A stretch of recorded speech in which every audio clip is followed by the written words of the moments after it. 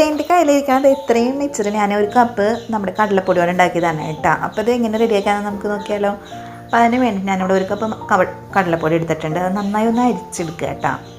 നന്നായി ഒന്ന് അരിച്ചെടുത്തതിന് ശേഷം അതിലോട്ട് നുള്ള ഉപ്പും കൂടി ചേർത്ത് ഇതൊന്ന് കുഴച്ചെടുക്കാം.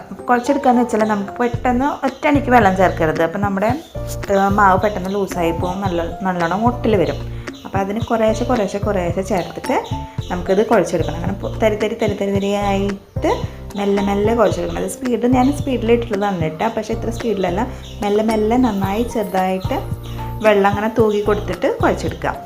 അപ്പോൾ അതിന് ശേഷം കുറച്ച് എണ്ണയും കൂടി തടവി കൊടുത്ത് നമ്മുടെ ആട്ട കുഴക്കണ പോലെ, പക്ഷേ കുറച്ചും കൂടി ടൈറ്റായിട്ട് കുഴച്ചെടുക്കുക കേട്ടോ.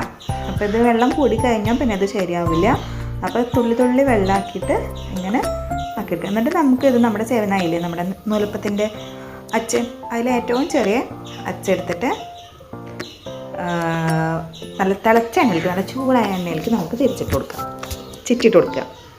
അത് പെട്ടെന്ന് റെഡിയായി കിട്ടും കേട്ടോ. നല്ല തിളച്ച എണ്ണയല്ലേ, പിന്നെ നല്ല നൈസായിട്ടുള്ള നമ്മുടെ നൂലപ്പത്തിൻ്റെ അച്ചിൽ ഇങ്ങനെ ഇതാക്കി പെട്ടെന്ന് റെഡിയായി കിട്ടും.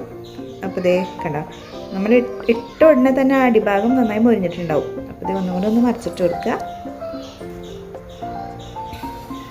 കോരിയെടുക്കുക.